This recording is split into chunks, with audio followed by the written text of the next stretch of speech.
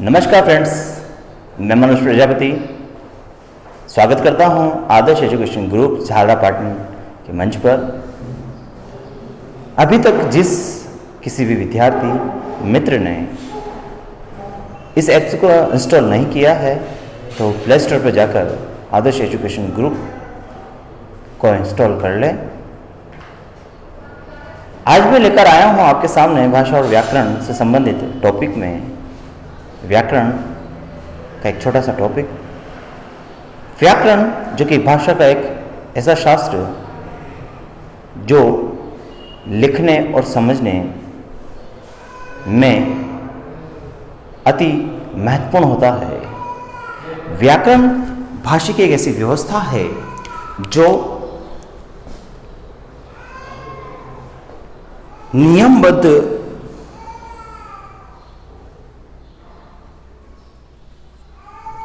संबंधों, भाषा के अंगों, उच्चारण, स्थान आदि को क्रमबद्ध रखती है।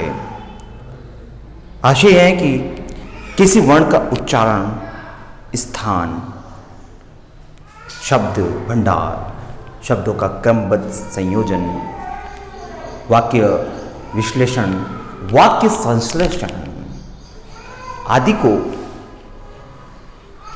एक व्यवस्थित रखती है। भाषा को शुद्ध रूप से बनाए रखने के लिए व्याकरण की आवश्यकता होती है। जैसे कि मैं बताना चाहूंगा आपको, व्याकरण का शाब्दिक अर्थ होता है, व्याकरण का शाब्दिक अर्थ होता है विश्लेषण करना। यानी कि हम किसी भी शब्दों का, किसी भी शब्द से विश्लेषण किस प्रकार कर सकते हैं, किसी शब्द का विश्लेषण किस प्रकार किया जा सकता है।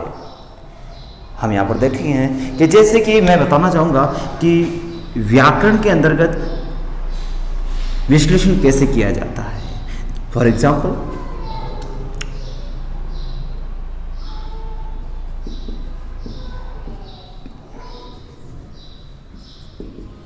पंकज। हम एक छोटे से शब्द का जब विश्लेषण करते हैं तो वो व्याकरण के अंतर्गत आता है। विश्लेषण कैसे किया जाता है? जैसा कि हम जब शब्द विचार के अंतर्गत पढ़ते हैं तो रचना के आधार पर शब्दों को 3 प्रकार से बांटा जाता है, रूढ़, यौगिक और योग रूढ़। हम यहाँ पर देखते हैं, जब हम इसका पंकज का पंख प्लस ज करते हैं तो ये व्याकरण के अंतर्गत आता है कि किस प्रकार हमने इसका उच्चारण, प्रकृति, स्थान इत्यादि का निकाल कर हमने इसका अर्थ निकाला है। तो व्याकरण वही अर्थ निकालता है, यानी कि व्याकरण होता है विश्लेषण करना।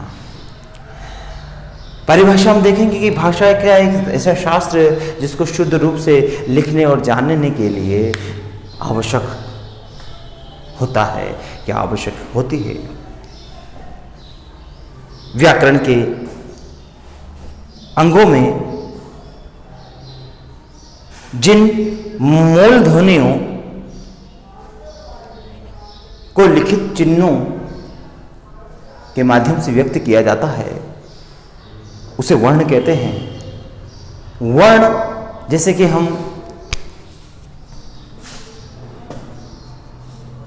अ लिख रहे हैं तो अ को हम जिस मानक चिन्ह से निर्धारित करते हैं वो मात्रा होती है, जिसे मात्राएं कहा जाता है। व्याकरण के अंतर्गत मात्राओं से वर्णों का विश्लेषण किया जा सकता है। व्याकरण के अंगों में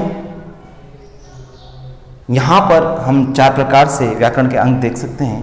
पहला वर्ण विचार, दूसरा शब्द विचार, तीसरा पद विचार और चौथा वाक्य विचार। वर्ण विचारों में वर्ण का उच्चारण, स्थान, उत्पत्ति आदि के बारे में उल्लेख किया जा सकता है। जैसे कि फॉर एग्जाम्पल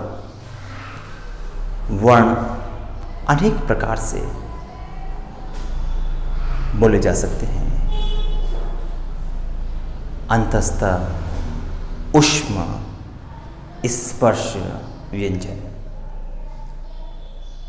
स्वर, ह्रस्व स्वर, दीर्घ स्वर इत्यादि वर्ण के अंतर्गत आते हैं। इन वर्णों का उच्चारण स्थान जिह्वा से, नासिका से, नाक से, जिह्वान से, कंठ से, मूर्धन्य से इत्यादि से इनकी उत्पत्ति होती है। वर्ण माहेश्वर सूत्र के अंतर्गत देखे जा सकते हैं।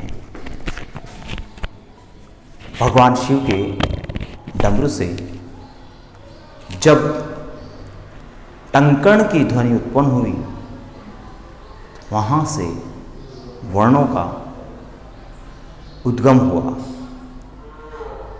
दूसरे नंबर के एंगल की बात करते हैं तो शब्द विचार, यानी कि शब्दों का क्रम, समन्वय,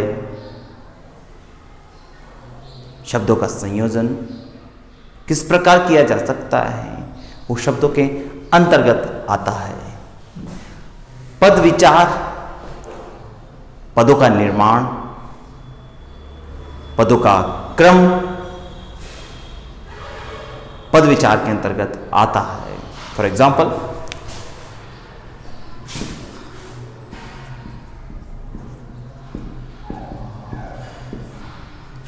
राम ने खाना खाया। यहां पर हम पदों को देखेंगे तो पद विचार के अंतर्गत राम ने, यानी कि विभक्तियों,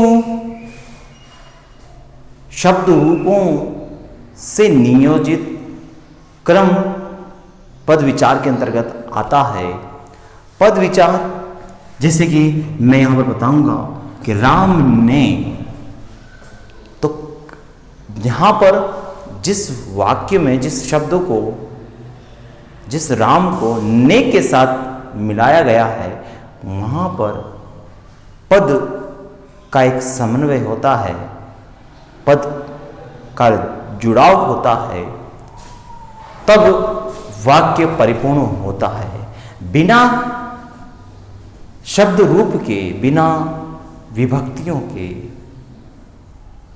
किसी भी वाक्य को पूर्णता नहीं माना जाता।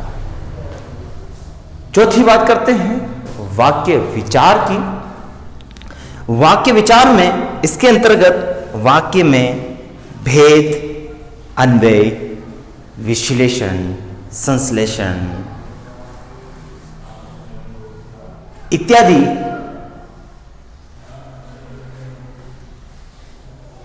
देखा जा सकता है। जहां पर वाक्य के बारे में बात करते हैं, वाक्य तीन प्रकार से हम देख सकते हैं। वाक्य जो हम सबसे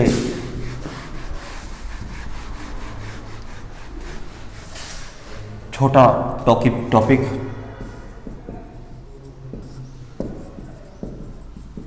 होता है। नंबर वाक्य, सरल वाक्य। दूसरा मिश्रित वाक्य। तीसरा संयुक्त वाक्य।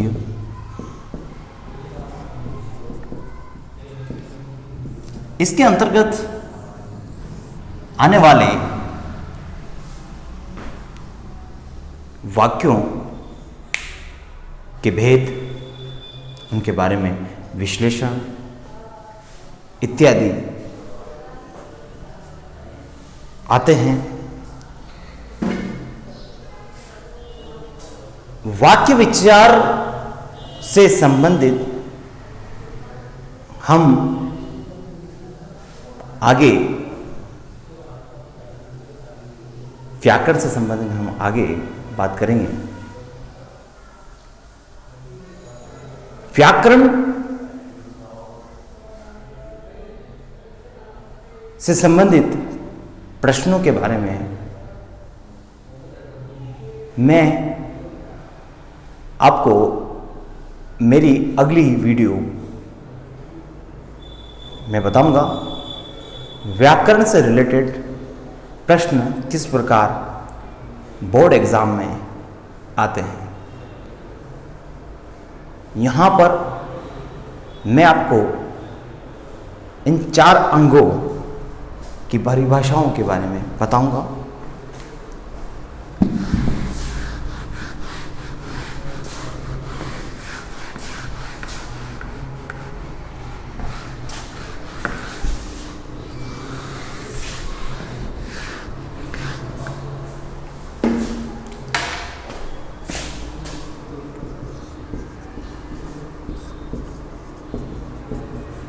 वर्ण विचार।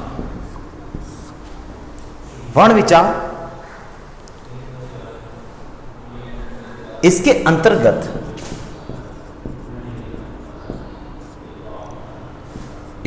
अंतर्गत वर्ण का आकार,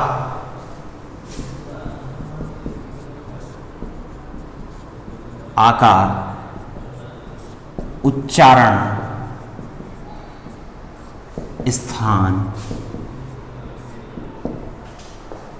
स्थान, वर्गीकरण,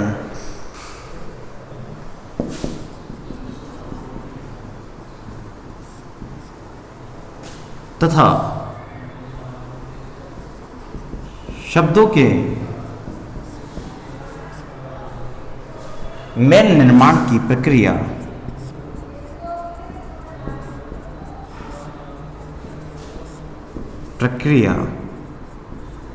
आती है।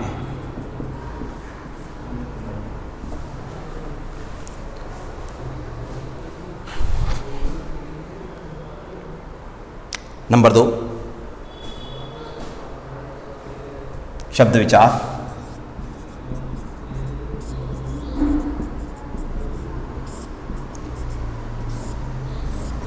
इसके अंतर्गत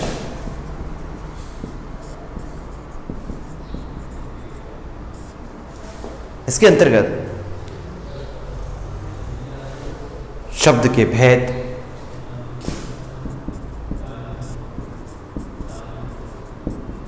उत्पत्ति,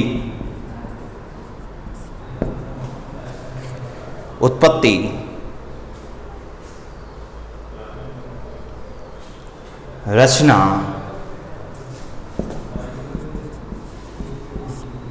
आदि का उल्लेख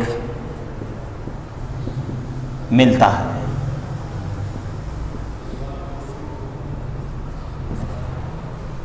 फ्रेंड्स, हमें क्लास 12th में इससे रिलेटेड क्वेश्चंस में इन परिभाषाओं के बारे में जानना है, समझना है, क्योंकि बोर्ड में परिभाषाओं का जिक्र किया जाता है। तीसरा, पद विचार।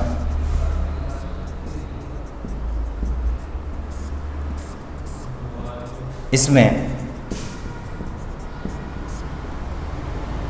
पद निर्माण प्रक्रिया तथा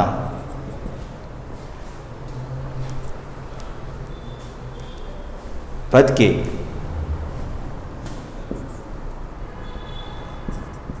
के विविध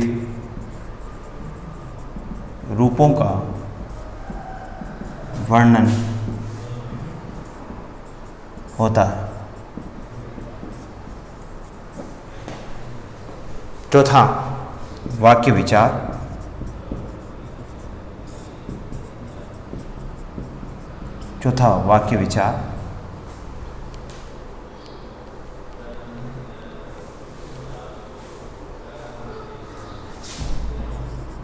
इसके अंतर्गत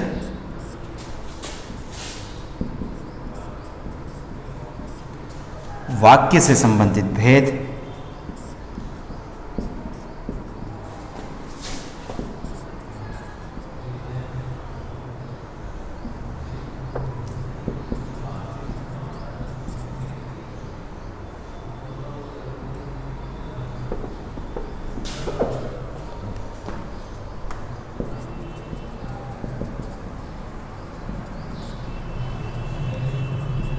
भेद, प्रकार, अंग आदि का उल्लेख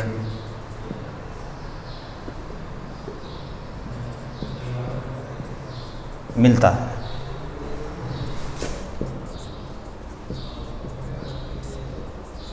आदि का उल्लेख मिलता है।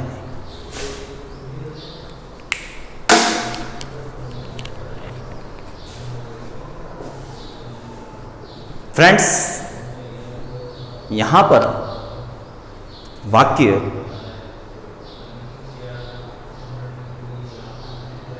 शब्द, पद और वर्णों के बारे में मैंने अवगत कराया है।